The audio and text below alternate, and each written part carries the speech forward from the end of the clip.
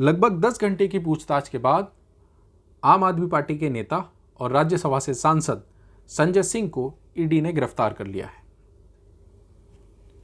उनकी गिरफ्तारी के बाद से ही उनके घर के बाहर आम आदमी पार्टी के बहुत सारे कार्यकर्ता इकट्ठे हो रहे हैं और प्रोटेस्ट कर रहे हैं। नमस्कार साथियों, आज के सेशन में हम बात करेंगे संजय सिंह की गिरफ्तारी को लेकर। और एक जो शब्द हम बीते कुछ दिनों से बहुत ज़्यादा चर्चाओं में सुनते आ रहे हैं, ईडी यानी कि इन्फोर्समेंट डायरेक्टरेट, प्रवर्तन निदेशालय, उसको लेकर हम जानेंगे ईडी क्या है और ये कैसे काम करती है, उसके अलावा इसका क्या स्ट्रक्चर है। तो संजय सिंह को 10 घंटे की पूछताछ के बाद गिरफ्तार कर लिया गया है। आम आदमी पार्टी के कद्दावर नेता हैं संजय सिंह। संजय सिंह को दिल्ली एक्साइज पॉलिसी केस यानी कि जो दिल्ली की शराब नीति थी उस केस में गिरफ्तार किया गया है। इससे पहले इस केस में मनीष सिसोदिया को भी गिरफ्तार किया गया था, जो अभी फिलहाल में जेल में है। ये उनके घर के बाहर की तस्वीर है। उसके अलावा ये आप एक फोटो तस्वीर में देख रहे होंगे मनीष सिसोदिया, और एक ये जो व्यक्ति देख रहे हैं ये बड़ा इंपॉर्टेंट रोल प्ले करते हैं इनकी गिरफ्तारी को लेकर। इनका नाम है दिनेश अरोड़ा। बता दें कि आबकारी घोटाले मामले में जुलाई 2023 में गिरफ्तार हो चुके थे दिनेश अरोड़ा, और इन्होंने ईडी के सामने कई सारे खुलासे किए। उसके बाद मनीष सिसोदिया की गिरफ्तारी हुई। अभी फिलहाल में दिनेश अरोड़ा जो है जेल से जमानत पर बाहर हैं और वह अब सरकारी गवाह बन चुके हैं। अरोड़ा ने ईडी को जानकारी दी थी कि साल 2020 में उनके पास संजय सिंह का फ़ोन आया था, और अरोड़ा ने बताया था कि संजय सिंह ने उनसे कहा था कि विधानसभा चुनाव आ रहे हैं और पार्टी को अब पैसे की ज़रूरत है। संजय सिंह ने कहा था कि जो रेस्टोरेंट्स के मालिक हैं उनसे पैसे मांगने चाहिए। उसके बाद से अरोड़ा जो है मनीष सिसोदिया के लगातार संपर्क में भी रहे, और अरोड़ा ने यह दावा भी किया है कि लगभग 82 लाख रुपए उन्होंने पार्टी फंड में दिया है। तो ये अब तक की कहानी थी संजय सिंह की गिरफ्तारी को लेकर। इसी मामले में ईडी ने पूछताछ की और उसके बाद उन्हें गिरफ्तार कर लिया है। मनीष सिसोदिया ऑलरेडी गिरफ्तार हैं। इसके अलावा और 14 से 15 लोग हैं जो इस केस में नामजद हैं। अब हम बात करते हैं इन्फोर्समेंट डायरेक्टरेट यानी कि प्रवर्तन निदेशालय की। तो प्रवर्तन निदेशालय है क्या? Enforcement directorate is a premier financial investigation agency and economic law enforcement agency of the government of India. तो एक फाइनेंशियल इन्वेस्टिगेशन एजेंसी है, किसकी? गवर्नमेंट ऑफ इंडिया की। इसका हेडक्वार्टर न्यू दिल्ली में है। अगर हम हिस्ट्री की बात करें इसकी, तो इन 1956 इन्फोर्समेंट यूनिट नाम से डिपार्टमेंट ऑफ इकोनॉमिक अफेयर्स के अंडर इसको इस्टेब्लिश किया गया था। It handled the exchange control law violation under foreign exchange regulation act of 1947।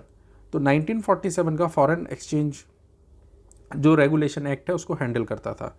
In the year 1957 the unit was renamed. इसका जो नामकरण था यानी कि इसका नाम बदल दिया गया 1957 में, और फिर रख दिया गया इन्फोर्समेंट डायरेक्टरेट यानी कि प्रवर्तन निदेशालय, जो हाल फिलहाल में इसका नाम है। इन 1960 it's administration control was transferred from department of economic affair. तो पहले जब शुरुआती दौर में जब ये बना तो इसका जो कंट्रोल था वो डिपार्टमेंट ऑफ इकोनॉमिक अफेयर्स के अंडर था। बाद में इसको ट्रांसफ़र कर दिया गया किसमें? Department of revenue. तो रेवेन्यू डिपार्टमेंट को इसका जो एडमिनिस्ट्रेटिव कंट्रोल है वो ट्रांसफ़र कर दिया गया। कब? 1960 में।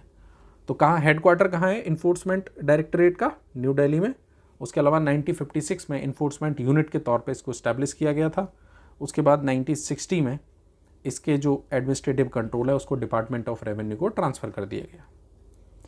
It was regulated under foreign exchange regulation act of 1973, जिसको बाद में रिपील कर दिया गया, उससे रेगुलेट होता था।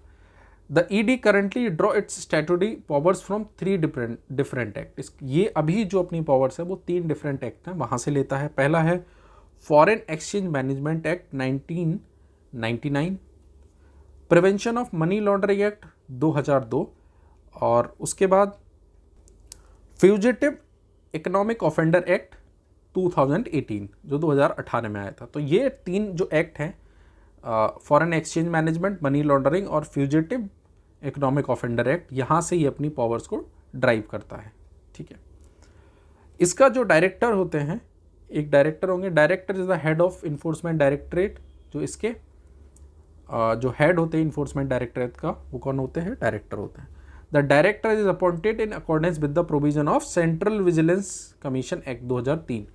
तो सेंट्रल विजिलेंस कमीशन एक्ट 2003 है, उसके हिसाब से इसके डायरेक्टर को अपॉइंट किया जाता है। The centre appoint the director, जो सेंटर गवर्नमेंट है वो इसके डायरेक्टर को अपॉइंट करती है, recommendation of a high level committee headed by, एक हाई लेवल कमेटी होती है, उसके रिकमेंडेशन के बाद सेंटर अपॉइंट करता है। ठीक है, सेंट्रल विजिलेंस कमिश्नर इस जो कमेटी होती है इसको हेड करते हैं। तो सेंट्रल विजिलेंस कमिश्नर जो है इसके हेड होंगे एक कमेटी के, और वो कमेटी जिस व्यक्ति का रिकमेंडेशन देगी उसको इसका डायरेक्टर अपॉइंट कर दिया जाएगा। इसके अलावा जो इसके डायरेक्टर या जो ऑफिसर्स होते हैं वो या तो IRS में रहे हों, IPS हों या IAS हों, उनको प्रमोशन के बाद और जब कमेटी रिकमेंड करती है तो उसके बाद बनाया जाता है। Director was a fix tenure of 2 year. ठीक है, तो 2 साल तक का इनका वो होता है, टेन्योर होता है, और मैक्सिमम 3 ईयर एनुअल एक्सटेंशन, और 3 साल तक का एक्सटेंशन मिल सकता है। तो 2 से 5 साल तक का इनका टेन्योर रहता है। अगर हम इसके फंक्शंस की बात करें तो investigation of offence of money laundering और फॉरेन एक्सचेंज। तो अगर कहीं पे वायलेशन है फॉरेन एक्सचेंज का या मनी लॉन्ड्रिंग से रिलेटेड कोई मैटर है तो उसका इन्वेस्टिगेशन कौन करेगा? ED करेगा। इन्फोर्स द प्रोविजन ऑफ, जो 3 एक्ट है उनके प्रोविजंस को इन्फोर्स कराना, जैसे foreign exchange management act 1999, prevention of money laundering act 2002 और फ्यूजिटिव इकोनॉमिक ऑफेंडर एक्ट 2018। इनके जो प्रोविजंस हैं उनको इन्फोर्स कराने का काम ED का है। उसके अलावा conservation of foreign exchange and prevention smuggling activities act 1974, इसके भी प्रोविजंस को इन्फोर्स कराने का काम जो है ED करता है। उसके अलावा ED एक क्वाजी जुडिशियल बॉडी है। तो आई होप आप सब लोगों को इस लेक्चर में बताई गई सारी बातें समझ आई होंगी। ऐसे ही और इन्फॉर्मेटिव वीडियोज़ के लिए चैनल को लाइक करें, शेयर करें, सब्सक्राइब करें। जय भारत, जय विश्व।